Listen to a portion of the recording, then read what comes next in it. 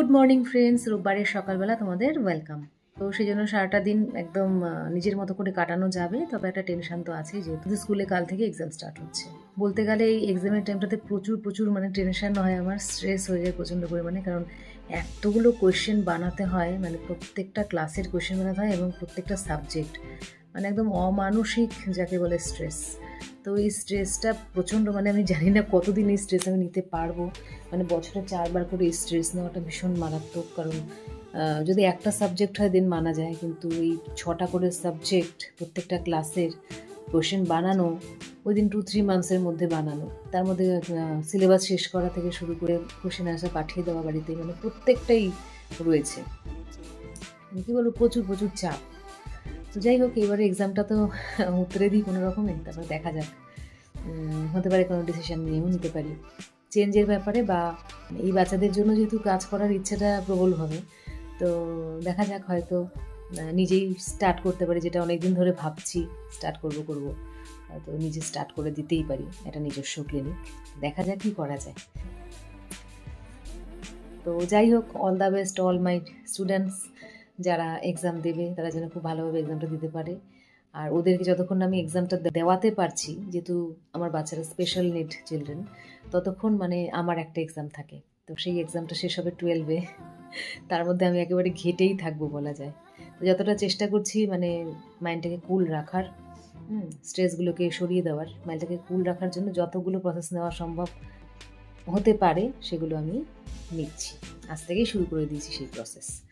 তো চলো দিনটা শুরু করা যাক। প্রথমে চা দিয়ে শুরু হবে, তারপর ঘরের কাজ আজকে আমি করতে পারবো হয়তো কিছুটা, দেখছি। চলো সাথে থাকো। চা নিয়ে বসে গেছি। তোমাদের নিশ্চয়ই সবার চা খাওয়া হয়ে গেছে, আমাদের এখন চা খাওয়া একটু বেলা করে হচ্ছে। চা পর্বর পরে ব্রেকফাস্ট পর্বটা হয়ে গেছে, তো ব্রেকফাস্টের পর্ব বোধহয় আমি একটু অ্যাড করতে ভুলে গেছি। তো চাউমিন বানিয়েছিলাম, চাউমিন খাওয়া হয়ে গেছে। আমি অবশ্য চাউমিন খাইনি, আমি একটু মুড়ি খেলাম রসগোল্লা দিয়ে। তোমরা কেউ খাও? তোমরা কে কে খাও রসগোল্লা দিয়ে মুড়ি? আর একটু শিরাটা যদি মুড়িতে ঢেলে নাও, এবং চামচ দিয়ে খেতে হবে, হাত দিয়ে খেলে হবে না, তাহলে কিন্তু দারুণ লাগে মুড়ি আর রসগোল্লা। রসগোল্লা একটু কেটে কেটে নেবে, একটু মুড়ি নেবে, ঝোল মাখানো মানে শিরা মাখানো, আর খাবে, দেখবে কি চমৎকার লাগে। অবশ্য যারা কোনোদিন খাওনি তাদের কেমন লাগবে জানি না, কিন্তু যারা খেয়েছো কখনো তারা জানো যে টেস্টটা খুব ভালো। আর একদমই জোগাড় যন্ত্র কিছু লাগে না, একদম ইনস্ট্যান্ট খেয়ে নিতে পারবে, রেডি টু ইট আর কি। যাই হোক, এই দেখো মাংসগুলো ধুয়ে নিয়েছি, চিকেন, আর এদিকে ভাত হয়ে যাচ্ছে, কড়াই বসিয়েছি, চিকেনটা রান্না করব। তো চলো চিকেনটা রান্না করে নিই। আর দেখো, একটা কচু এনেছিল অনেকদিন আগে, দেখো এই যে মানে কিরকম পচে পচে গেছে, আমি এইটুকুনি অংশ আর কি বের করে নিতে পেরেছি। খাওয়া তো যাবে নিশ্চয়ই, গলা না ধরলেই খাওয়া যাবে। তো চলো শুরু করা যাক। প্রথমে তো আমি ভাজবো, হলুদ গুঁড়ো একটু দিয়ে দিচ্ছি। এই হলুদে যে শুধু কালার হয় তা কিন্তু নয়, হলুদ যে কোনো খাবারের মধ্যে যে ব্যাকটেরিয়া, যেগুলো খারাপ ব্যাকটেরিয়া, কোনো জীবাণু নষ্ট করে দেয়, কারণ হলুদ কিন্তু অ্যান্টি ব্যাকটেরিয়া। আর নুনটাও একটু দিয়ে দেবো।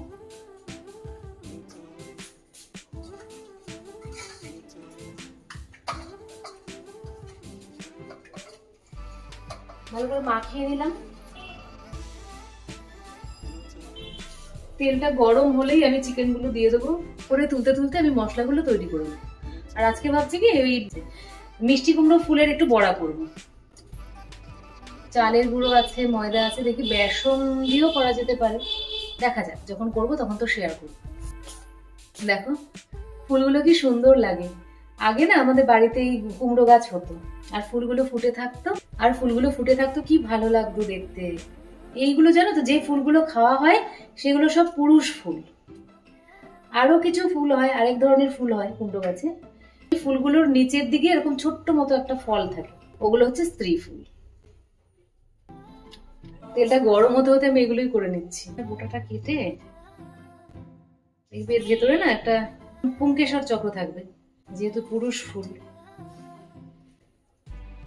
এইভাবে একটা কাজ হতে হতে আরেকটা কাজ করে দিচ্ছি। এই দেখো সবগুলো একদম পরিষ্কার করে নিয়েছি।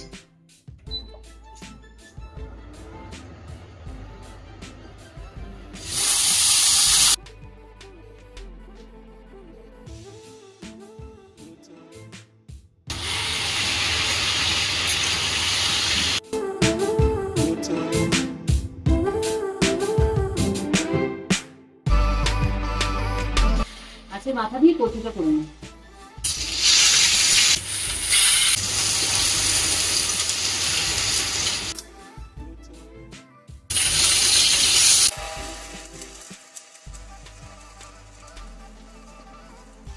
কালো জিরে ফোড়ন দিয়ে কচু আলুটা দিয়ে শুকনো লঙ্কার গুঁড়ো মানে কাশ্মীরি লঙ্কার গুঁড়ো, হলুদ, জিরের গুঁড়ো দিলাম, দিয়ে একটু ভাজা ভাজা করছি। একটু কাশ্মীরি লঙ্কার গুঁড়ো দিলাম তার কারণ একটু লাল লাল না হলে না, কচু তো তাও অনেক দিনের পুরোনো কচু, খাওয়া যাবে কিনা লাল লাল করেই করছি। মাছের মাথাটা দেবো।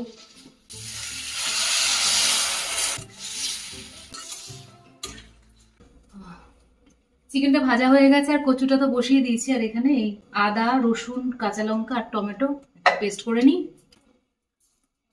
হয়ে গেছে মশলাটা, আর চিকেনটা করতে বেশিক্ষণ সময় লাগবে না। পেঁয়াজ দিচ্ছি, তার সাথে শুকনো লঙ্কা আর তেজপাতা। পেঁয়াজটা ফ্রাই হতে হতে কচুটা নামিয়ে দেবো, এটা হয়ে গেছে। ভালোই দেখতে হয়েছে, খাওয়া দিলে হয়। কচু তো যতক্ষণ না পাতে পড়ে সবাই বলছে যে না গলা ধরছে না, ততক্ষণ কোনো ভরসা নেই। ভাজা হতে হতেই আমি এই মশলাটার মধ্যে দিয়ে দিলে একসাথে ফ্রাই হয়ে যাবে। ওটা মোটামুটি বিরিয়ানির থেকে একটু কম ফ্রাই হয়ে গেছে অলরেডি।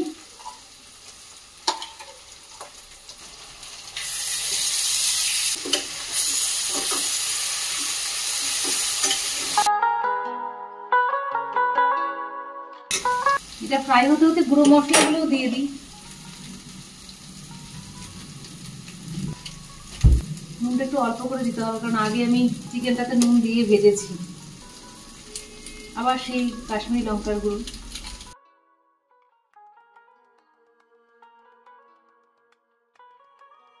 ব্যাস কষানো হয়ে গেছে ভালোই। এবারে ভাজা চিকেনগুলো দিয়ে দিচ্ছি।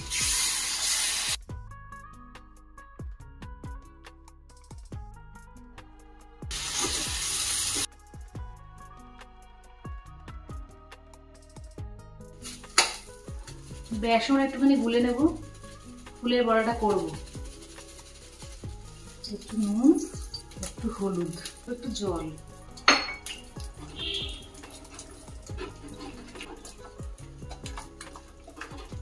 আর দিচ্ছি 1 চামচ মতো চালের গুঁড়ো।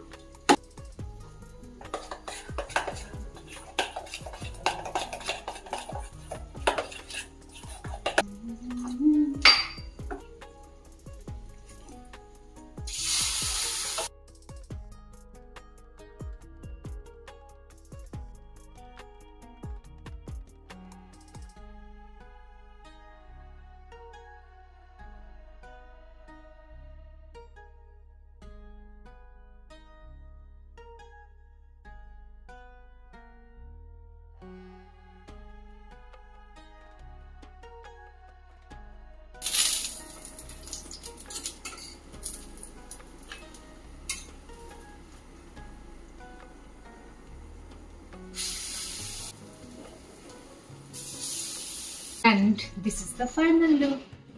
রেড একদম। এখন একটু গরম মশলা দেওয়া বাকি। আবার দেখা হচ্ছে লাঞ্চ করার সময়। যাক বাবা বন্ধুরা, রোববারে আমার সব থেকে বড় কাজ যেটা হেয়ার ওয়াশ, সেটা কমপ্লিট হয়ে গেল। আর চিন্তা নেই, এক সপ্তাহ তো নিঃশ্বাস নেওয়ারও সময় থাকবে না আমার, এক্সাম চলবে। তো চলো এবার লাঞ্চটা করে নিই, তারপরে আবার তোমাদের সাথে দেখা হচ্ছে। একদম বিকেলে কথা হচ্ছে, ঠিক আছে? গুড ইভিনিং ফ্রেন্ডস, এই যে চা করতে চলে এসেছি সন্ধ্যাবেলা। এটা একটা কাজ, এই যে চা বসিয়ে দিয়েছি। তারপরে আবার আমাকে একটু বেরোতে হবে, কয়েকটা প্রিন্ট আউট করতে যেতে হবে। এই যে চা দেখো এখনো ফোটেনি, আমি চা, দুধ, জল সব দিয়ে দিয়েছি,